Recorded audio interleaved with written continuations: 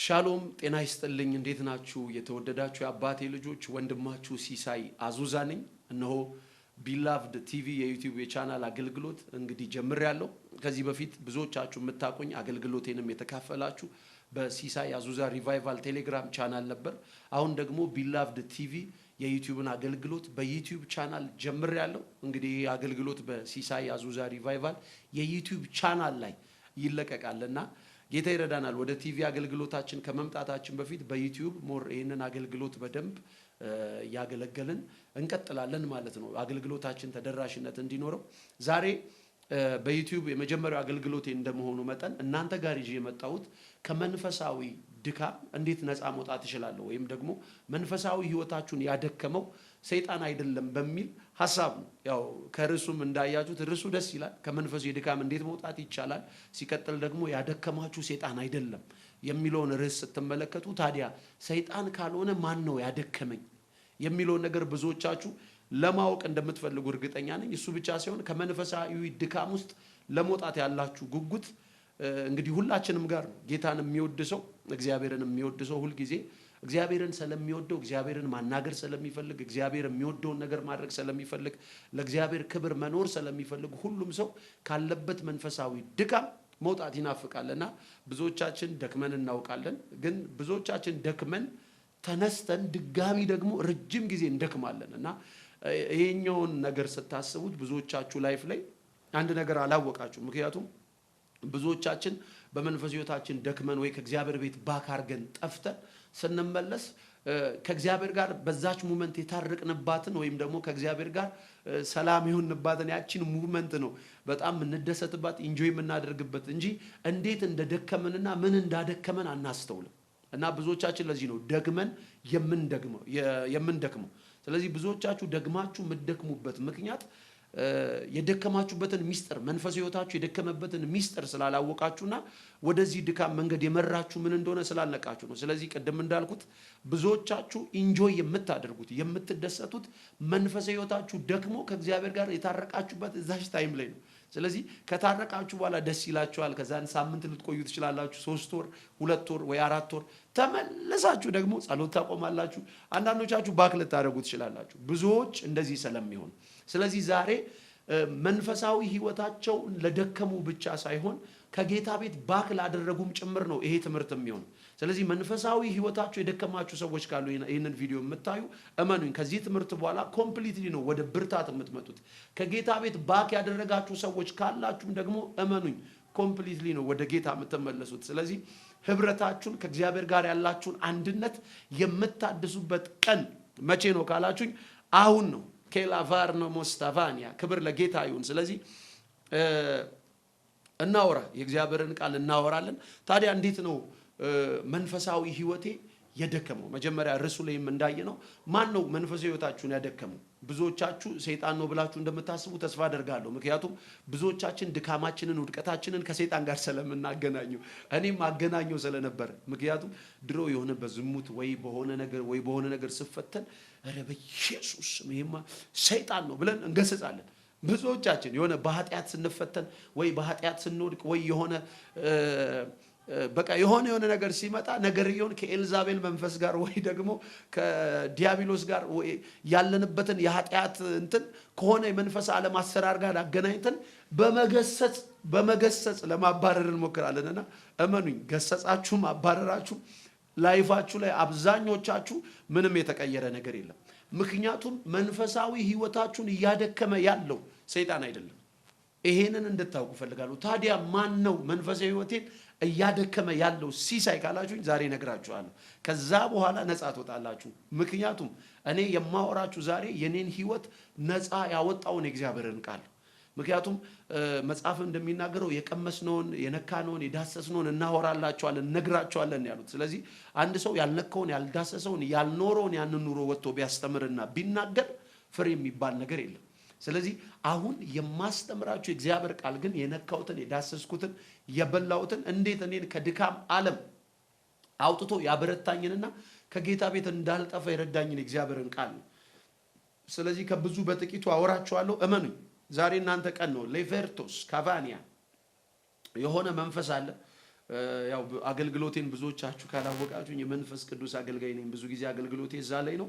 ስለዚህ እየነደድን ነው፣ በመንፈስ እየነደድን፣ በመንፈስ እየተሞላችሁ፣ በመንፈስ እየተቃጠላችሁ መጽሐፍ እንደሚናገር። ስለዚህ እንደዛ በመንፈስ እየነደድን ነው ይህንን ቃል የምንማረው። እሺ፣ ስለዚህ መንፈሳዊ ህይወቴ ደክሟል ካለን ያደከመን ማን ነው? ዲያብሎስ ካልሆነ ማን ነው የሚለውን የያዕቆብ መልእክት ምዕራፍ 1 ሁላችሁ መጽሐፋችሁን ብትወጡ ደስ ይለኛል። የያዕቆብ መልእክት ምዕራፍ 1 ቁጥር 13 ላንብብላችሁ።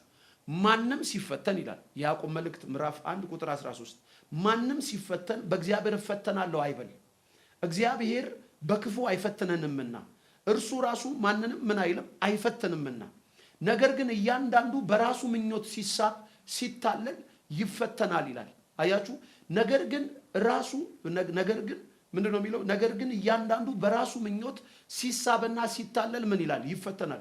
ስለዚህ ማንም ሲፈተን በእግዚአብሔር እፈተናለሁ አይበል፣ እግዚአብሔር በክፉ አይፈትንም። ስለዚህ እዚህ ጋር እግዚአብሔር በክፉ አይፈትንም ካለ በኋላ በክፉ የፈተናችሁ ዲያብሎስ ነው አይደለም ያለው። አያችሁ፣ እግዚአብሔር በክፉ አይፈትንም ካለ በኋላ የተፈተናችሁት በፈተና የወደቃችሁበት ምክንያት አለ። ምንድነው ያለው? እርሱ ራሱ ማንንም አይፈትንም ነገር ካለው ምንድነው የሚለው? ነገር ግን እያንዳንዱ በራሱ ምኞት ሲሳብና ሲታለል ይፈተናል። በማን ካላችሁኝ፣ በራሱ ምኞት ሲሳብና ሲታለል ይፈተናል። ክብር ለኢየሱስ ይሁን። ስለዚህ ውድቀት የሚባለው ነገር ወይም ደግሞ ፈተና የሚባለው ነገር የሚጀምረው ከዲያብሎስ አይደለም። መንፈሳዊ ድካም የሚጀምረው ከሆነ ሰንበድ የሚወረወር የሆነ ፍላጻ ሳይሆን በነፍሳችሁ ውስጥ ያለ ምኞት ወይም ደግሞ ዕውቀት ነው። ያ ነው እናንተ አሁን መንፈሳዊ ሕይወታችሁ እንድትደክሙ ምክንያት ይሆናችሁ። ስለዚህ እዚህ ስፍራ ላይ ያዕቆብ መልእክት ሲናገር እግዚአብሔር እርሱ በክፉ አይፈትንም። ስለዚህ እግዚአብሔር በክፉ ካልፈተነ ማን ነው የሚፈትነው? ራሱ ማን? ሰውየው። ያ ሰውዬ ማን? አንተ ራስህ። ስለዚህ ራስን የፈተንከው፣ ራስን በኃጢአት የጣልከው፣ ራስን የወደቅከው፣ ራስን በመንፈሳዊ ህይወት አሁን የወደቅከው። ስለዚህ መንፈሳዊ ህይወት ለመድከም ምክንያት የምታደርገው ዲያብሎስን አይደለም፣ አንተ ነፍስ ውስጥ ያለው ያ ዕውቀት ነው። ዛሬ ያንን ዕውቀት ነው ከማይንድ ውስጥ የምታወጣው። ልክ ያ ዕውቀት ከአእምሮ ውስጥ መውጣት ሲጀምር መበርታት ትጀምራለህ። ቀደም ለዚህ ነው ያልኩት፣ ብዙዎቻችሁ ከእግዚአብሔር ጋር ተጣልታችሁ ስትታረቁ ያለችውን ያቺን ነገር ነው የምትወዷት እንጂ ያደከማችሁን ወይም ደግሞ ከእግዚአብሔር ጋር ያጣላችሁን ኬዝ ከነፍሳችሁ ውስጥ አታወጡትም። አይ ኃጢአታችሁን ልትናዘዙ ትችላላችሁ። ጌታ ሆይ እኔ ዝሙት ሰርቻለሁ፣ ወይ ጌታ ሆይ እኔ ፖርኖግራፊ አይቻለሁ፣ ጌታ ሆይ እኔ ተሳድቤያለሁ፣ ወንድሜን ጠልቻለሁ፣ ጌታ ሆይ ይቅር በለኝ ብላችሁ ንስሐ ትገባላችሁ። መናዘዝ ጥሩ ነው፣ በእግዚአብሔር ፊት ንስሐ። ግን ፖርኖግራፊ ወይም ዝሙት፣ እግዚአብሔር የማይከብርበትን ነገር፣ መጠጥ፣ ሱስ፣ ኃጢአት፣ እግዚአብሔር የማይከብርበትን ነገር ሁሉ እንድታደርጉ ግን መንገድ የሆነውን ነገር አታስተውሉ። ስለዚህ መጽሐፍ ሲናገር ወደ ፈተና የገባችሁት እግዚአብሔር ፈትኗችሁ አይደለም፣ ዲያብሎስን ፈትኗችሁ ሳይሆን በነፍሳችሁ ውስጥ ያለው ክፉ ምኞት እና ሐሳብ ነው። ስለዚህ ታዲያ ምንድነው ሲሳይ? ታዲያ ዲሊ ነፃ ለመውጣት ከድካም ለመውጣት ካላችሁኝ፣ ከድካም ለመውጣት የምታደርጉት የመጀመሪያው ነገር በነፍሳችሁ ውስጥ ያለውን ያንን ሐሳብ ማውጣት ነው። አይ ልክ በእግዚአብሔር ፊት ኃጢአታችሁን ከተናዘዛችሁ በኋላ ቁጭ ነው ልትሉ የሚገባው። ምክንያቱም ሮንግ የሆነ ነገር ወደ ነፍሳችሁ ገብቷል ማለት ነው። ለዚህ ነው ማንም ሲፈተን ይላል አይደል እግዚአብሔር ቃል፣ ማንም ሲፈተን እግዚአብሔር ፈተነኝ አይበል። እኔ እኮ እግዚአብሔር እንደዚህ የሚባል ነገር የለም። ስለዚህ ብዙዎቻችን መንፈሳዊ ሕይወታችንን ያደከምነው ከአጋንንት ጋር በቃ የለመድነው አለ። ለሊት 9 ሰዓት ተነስተን እንገስጻለን፣ ወይ 7 ሰዓት ላይ ወይ ቀን ላይ በኢየሱስ ስም ኤልዛቤል የዝሙት መንፈስ ምንድነው? አይኔ የማይሆን ነገር ነው የሚያየው ምንድነው? እንዴት ነው እንላለን። ብራዘር አይደለም። ስለዚህ ማንም ሲፈተን በእግዚአብሔር ተፈተንኩ አይበል ብሎ በዲያብሎስ አይደለም የሚለው፣ በራሱ ምኞትና ምን ሐሳብ። ስለዚህ ይሄንን ነው ልታውቁ የሚገባው። ስለዚህ ደክም ያለው ስትሉ ማን አደከመኝ ካላችሁ ራሳችሁ። ራሴ ማን እንዴት ካላችሁ በነፍሳችሁ ውስጥ ያለው ያ ምን ሐሳብ ነው። ስለዚህ ዕንባቆም ላይ ያለው ለዚህ ነው። ያዕቆብ መልእክትም ላይ ያነበብኩላችሁ ለዚህ ነው። ስለዚህ ጳውሎስ ይናገራል። ውጊያችን ከደምና ከስጋ ጋር አይደለም፣ መንፈስ ዓለም ላይ ካሉ ኃይላት ጋር፣ ገዢዎች ጋር፣ ስልጣናት ጋር እያለ ይናገራል። ይሄ ሁለተኛው ውጊያ ነው። ጳውሎስ ውጊያችን ከደምና ከስጋ ጋር አይደለም፣ መንፈስ ዓለም ላይ ካሉ ኃይላት ጋር፣ ገዢዎች ጋር ያለው የመጀመሪያው ውጊያ በነፍሳችሁ ውስጥ ያለውን ያንን ክፉ ሐሳብ ያንን ክፉ ምኞት ነው። ስለዚህ ይሄንን ሳታሸንፉ ሁለተኛውን ለማሸነፍ መሞከር ከባድ ነው። ስለዚህ ብዙዎቻችሁ እየወደቃችሁ ያላችሁት ሁለተኛው ላይ መገሰጽ ሁሉም ሰው ይገስጻል። የሆነ ነገር ማድረግ ሁሉም ሰው ያደርጋል። ነገር ግን የመጀመሪያውን ግን ብዙዎቻችን ማለፍ የከበደን ለምን ይመስላችኋል? ከነፍሳችን ማውጣት ስላልቻለን። ስለዚህ ዛሬ ይሄንን ነገር ኖቲስ ካደረጋችሁ ከተረዳችሁ እመኑኝ ድካማችሁ የቱ ጋር እንዳለ ታውቁታላችሁ። ለዚህ ነው የእግዚአብሔር ቃል ሲናገር በአእምሮአችሁ መታደስ ምን በሉ ነው የሚለው፣ ተለወጡ አይደለም። በአእምሮአችሁ መታደስ ተለወጡ እንጂ ይሄንን ዓለም አትምሰሉ ነው የሚለው የእግዚአብሔር ቃል ሲናገር። ስለዚህ ዓለምን ላለመምሰል ቸርች መሄድ ወይ ደግሞ የሆነ ሰንበዲ ወይ ጸሎት መጀመር ወይ ደግሞ ምናምን እንደዚህ ነገር ሳይሆን ዓለምን ላለመምሰል መጀመሪያ በአእምሮ መታደስ ነው ያለባችሁ። ብዙዎቻችሁ የደከማችሁት ከዲመን ሳይሆን ከነፍሳችሁ ውስጥ ካለው ዕውቀት የተነሳ። ስለዚህ ለዚህ ነው ብዙ ሰዎች ቸርች ይመጣሉ ግን ይጠጣሉ። ብዙ ሰዎች ቸርች ይመጣሉ ግን ይዘፍናሉ። ብዙ ሰዎች ቸርች ይመጣሉ ግን በዝሙት ይወድቃሉ። ብዙ ሰዎች ቸርች ይመጣሉ ግን እግዚአብሔር የማይወደውን የማይከብረውን ነገር ያደርጋሉ። ለምን? ቸርች ስለመጣ ሳይሆን ላይፍ የሚቀየረው በአእምሮ ስትታደስ ነው። አይ ቸርች መጥተ አእምሮን የሚያድስ ነገር ወደ ነፍስ እስካላስገባ ድረስ በአእምሮ ውስጥ ያለው ያ ክፉ ምኞት ሁሉ ጊዜ ይጥላል።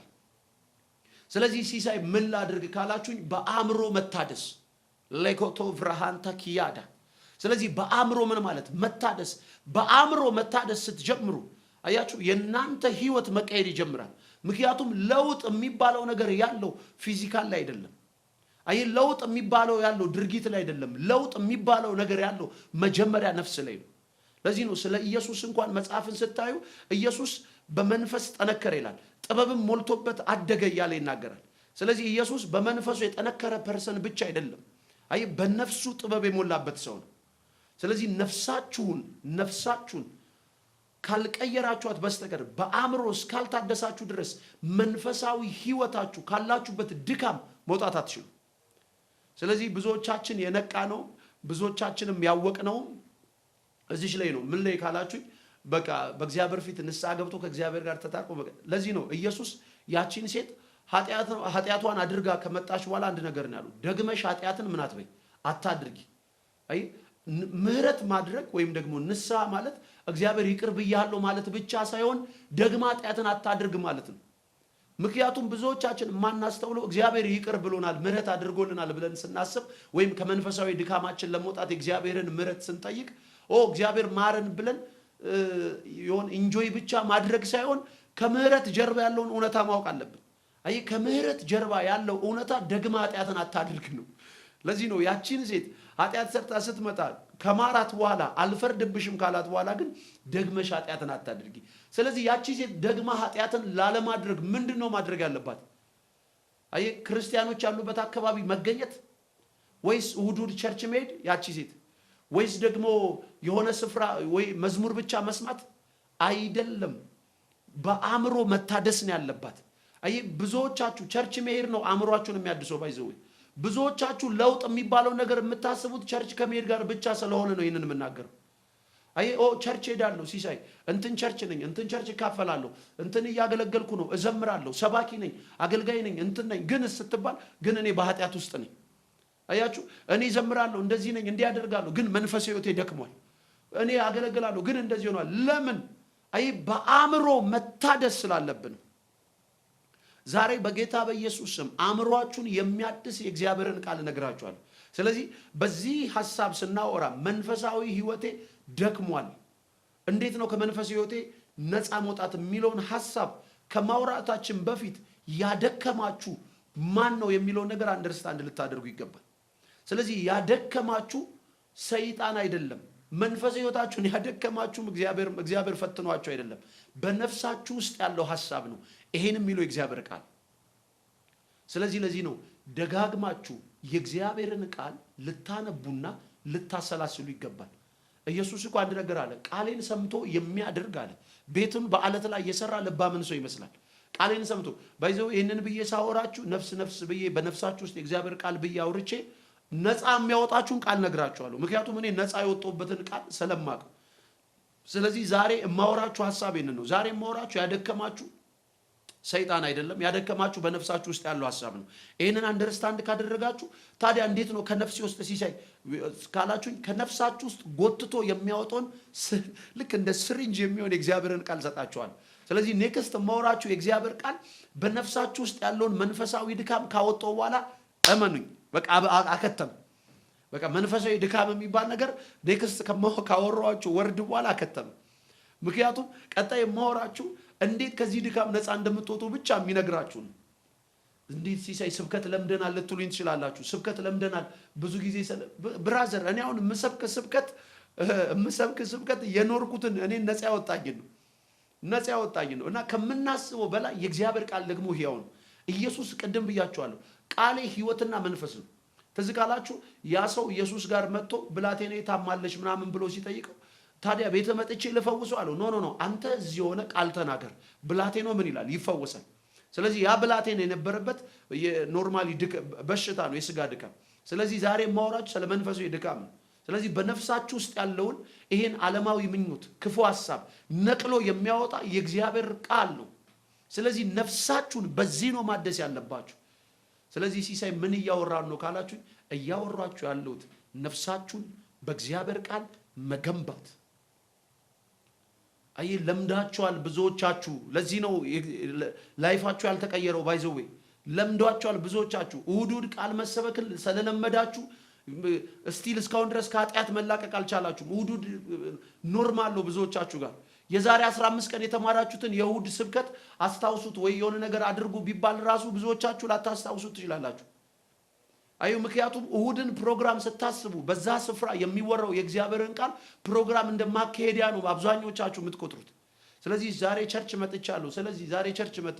ስለዚህ ሙሴ ባህርን እንደከፈለ ነገር ተከፍሏል ተብያለሁ። ስለዚህ ነገር ተከፍሏል ብለህ ትኖራለህ ብራዘር። ገብቷል? እንደዚህ አይነት ለነገሩ ይገባኛል። አብዛኞቻችሁ የምትሰበኩትም ስብከት ነው ላይፋችሁን የማይቀይረው። ገብቷችኋል? ብዙ ስፍራ ላይ ህይወት የሆነ እግዚአብሔር ቃል ስለማይሰበክ ነፍሳችሁ መታደስ አትችልም። ህይወት የሆነ እግዚአብሔር ቃል ስለማይሰበክ ነፍሳችሁ መታደስ አይችልም። ለዚህ ነው ዳዊት ጎልያድን በድንጋይ እንደጣለው ዛሬ ነገር ጠላት ይጣላል፣ ጠላት ይጣላል፣ አሜን አሜን አሜን አሜን አሜን አሜን ብለህ ትወጣለህ። ከዛ በኋላ ወደ ላይፍ ሲመጣ የሚወርቅ ጠላት ነው እንጂ የምትጠብቀው አንተ ጋር የሚቀይር ነገር አትጠብቅም። ስለዚህ አብዛኛው ስብከቶች በዚህ ሰዓት ያሉት ስብከቶቻችን ከጠላት ጋር የተገናኙ ስለሆነ ወይ ነገርን ከማስለቀቅ ጋር የተገናኙ ስለሆነ ነገሮቻችን ሲቀየሩ እናያለን፣ ግን እኛ ስንቀየር አናየው። ገብቷችኋል? ከነገራችን ጋር የተገናኘ ስለሆነ ነገሮቻችን ይለቀቃሉ። እግዚአብሔር ግን የሚፈልገው የነገራችንን መለቀቅ ብቻ አይደለም። እግዚአብሔር ዋና የሚፈልገው የናንተን መለቀቅ ነው። እግዚአብሔር ምን ይፈልጋል ካላችሁኝ፣ የናንተን የነፍስ መለቀቅ፣ የናንተን የመንፈስ መለቀቅ፣ እናንተ ከእግዚአብሔር ጋር ያላችሁ ህብረት፣ እናንተ ከእግዚአብሔር ጋር ያላችሁን ህይወት፣ ያንን ህይወት እግዚአብሔር ይፈልጋል። ለዚህ ነው የእግዚአብሔር ቃል ሲናገር እኮ ኢየሱስ አለ ስለምትበሉትና ስለምትጠጡት አትጨነቁ አለ። ስለምትለብሱት አትጨነቁ፣ ያን ነገር እንደሚያስፈልጋችሁ እግዚአብሔር ያውቃል። አየህ፣ የምትበሉትን፣ የምትለብሱትን፣ የምትጠጡትን እነዚህ ነገሮች ሁሉ እንደምትፈልጉ ማን ያውቃል? እግዚአብሔር ያውቃል። ስለዚህ እናንተ ግን አስቀድማችሁ ጽድቁና መንግስቱን ፈልጉ፣ ሌላው ሁሉ ይጨመርላችኋል። ስለዚህ ወደ ሰማይ ወፎች ተመልከቱ፣ አይዘሩም አያጭዱም። ስለዚህ አብዛኛው እሁድ የሚሰበኩት ስብከቶች ከነገሮቻችን ጋር የተገናኘ ስለሆነ ይሄ ነገሮችን ከማስለቀቅ ጋር የተገናኘ ስለሆነ ነገሮቻችን ተለቀው እኛ ግን አልተለቀቅንም። እኛ ተለቀን መጸለይ አልቻልንም። ለዚህ ነው በአእምሮ መታደስ የሚያስፈልገን። ዛሬ ያው ጌታ ነው የምላችሁ። ይሄ ማወራችሁ ቀጣይ ማወራችሁ እግዚአብሔር ቃል ነፃ የሚወጣችሁ ነው። ምክንያቱም ከላይፌ ነው የማወራው። እመኑኝ፣ ማወራችሁ እግዚአብሔር ቃል ነፃ የሚወጣችሁ ነው። አዲስ መጽሐፍ ቅዱስ አይደለም፣ ያለውን መጽሐፍ ቅዱስ ነው የማነበው። ግን መንፈስ አለው፣ እሳት አለው፣ የሚቀይራል። አይ የእግዚአብሔር ቃል እሳትም ነው ሰይፍም ነው። ስለዚህ የማወራችሁ የእግዚአብሔር ቃል ህይወትና መንፈስም ነው። ስለዚህ ድካማችሁን የምትቀይሩት በነፍሳችሁ መታደስ ነው። ያደከማችሁ ዲያብሎስ አይደለም፣ ያደከማችሁ ራሳችሁ ናችሁ። ስለዚህ ራሳችሁን ነው መቀየር ያለባችሁ። ስለዚህ ባጭሩ ክርስትና የሚጀምረው በአእምሮ ከመታደስ ነው። ክርስትና የሚጀምረው በአእምሮ ከመታደስ ነው። አእምሮአችሁ ሳይታደስ ክርስትናን መጀመር አትችሉም። ለዚህ ነው አብዛኛው ሰው ጌታን ከተቀበለ በኋላ ቶሎ ማገልገል የለበትም። አብዛኛው ሰው ጌታን ከተቀበለ በኋላ ቶሎ መስበክ የለበትም። አብዛኛው ሰው ጌታን ከተቀበለ በኋላ ቶሎ ወደ አገልግሎት የሆነ ነገር መግባት የለበትም።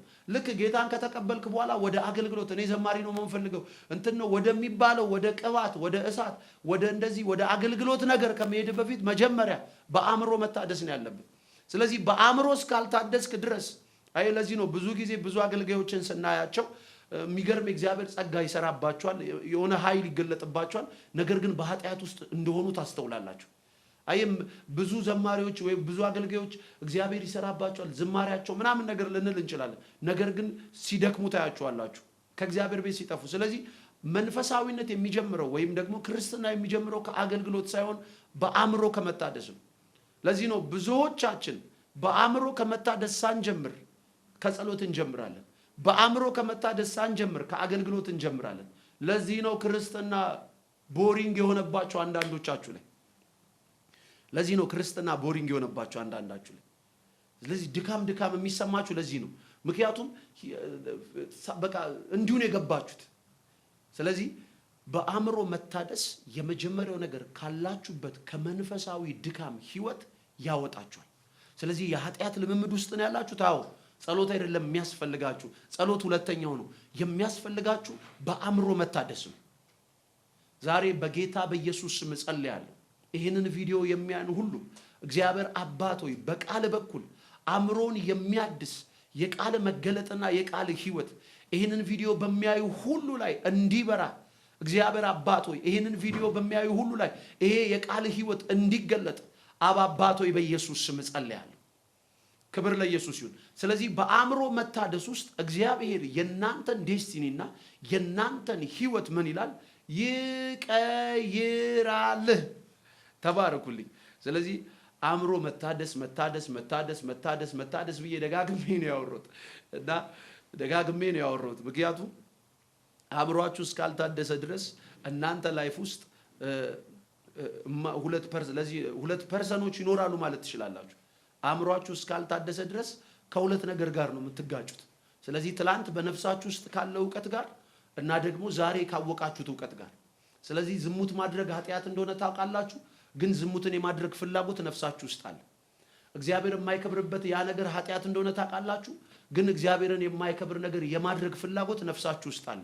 እስቲል ያ ነገር አሁንም በነፍሳችሁ ውስጥ ካለ በአእምሮ መታደስ ያስፈልጋችኋል ማለት ነው። ያልፈረሰ ቤት አለ ብራዘር፣ በነፍስ ውስጥ ያልፈረሰ የሆነ ቤት አለ የተቀመጠ። ለዚህ ነው ሁለት ሰው የሚያወራ የሚመስል። ብዙዎቻችን እናድርግ እንዲህ ነው እግዚአብሔር ይከብራል። ስለዚህ ብዙዎቻችን ትግል ውስጥ ነው ያለን። እውነት ውሸት እውነት።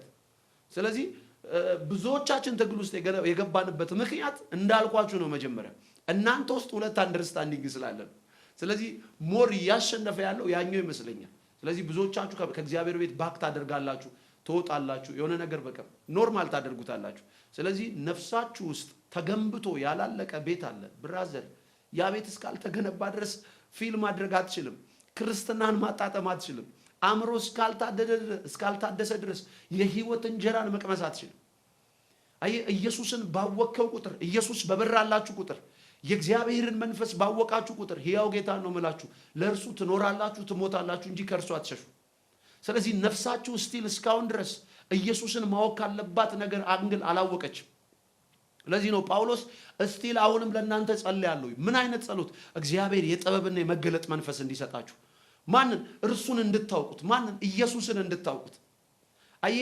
ነፍሳችሁ ኢየሱስን ባወቀችው ልክ ነው ለእግዚአብሔር መንግስት ራሷን አሳልፋ የምትሰጠው። ኢየሱስን ባወቃችሁ ልክ ነው፣ ነፍሳችሁ በታደሰች ልክ ነው መስቀሉን የመሸከም አቅም እናንተ ውስጥ እየጨመረ የሚመጣው። ነፍሳችሁ በታደሰች ቁጥር ነው የክርስትና ህይወታችሁ መንገዳችሁ የሚመዘነው። ስለዚህ ነፍስን ማደስ ላይ ፎከስ ነው ማድረግ ያለባችሁ። ስለዚህ ነፍስን ማደስ ማለት ልክ እንደ ቤት ነው። ቤት ስታድሱ መቼስ ቤት በአንድ ቀን ታድሶ ያልቃል አይደለ? በአንድ ቀን ታድሶ ያለቀ ቤት አይታችሁ ታውቃላችሁ? አታውቁም። ስለዚህ ነፍስ የምትሰራው በአንድ ቀን አይደለም፣ ቀስ እያለ ልክ እንደ ቤት ናት። ነፍስ እንደ ቤት ናት። ሜዲቴት ታደርጋላችሁ። የሆነ የእግዚአብሔርን ቃል ትይዙና እሱን ታሰላስላላችሁ። የሆነ የእግዚአብሔርን ቃል ትይዙና እሱን ታነባላችሁ። ያንን የእግዚአብሔርን ቃል እሁድ ብቻ አይደለም ልክ ሰኞ ታክሲ ውስጥ ስትገቡ ታክሲ ውስጥ ገብታችሁ ያንን የእግዚአብሔርን ቃል ታሰላስላላችሁ ትላላችሁ። ልክ ከታክሲ ስትወርዱ ደግሞ ታሰላስሉታላችሁ። የስልካችሁ ስክሪን ሴቨር ታደርጉታላችሁ። ኢንስታግራማችሁ ስቶሪ ታደርጉታላችሁ ያንን የእግዚአብሔርን ቃል። አያችሁ፣ ቴሌግራም ፕሮፋይል ፒክቸራችሁ ታደርጋላችሁ። ፌስቡካችሁ ላይ ትፖስቱታላችሁ። ቲክቶካችሁ ላይ ትለቁታላችሁ ያንን የእግዚአብሔርን ቃል። ያንን የእግዚአብሔርን ቃል ደጋግማችሁ በለቀቃችሁ ቁጥር ነፍሳችሁ በዛ የእግዚአብሔር ቃል እየታደሰች ትመጣለች። ስለዚህ ቀጣይ የምታሰላስሉትን የእግዚአብሔርን ቃል ነው የምነግራችሁ። በታክሲ ውስጥ፣ በመንገድ ላይ፣ በሄዳችሁበት ስፍራ ሁሉ እናንተን ከድካማችሁ ነፃ ሊያወጣ የሚችል ያንን የእግዚአብሔርን ቃል እነግራችኋለሁ። ተባረኩ። እወዳችኋለሁ።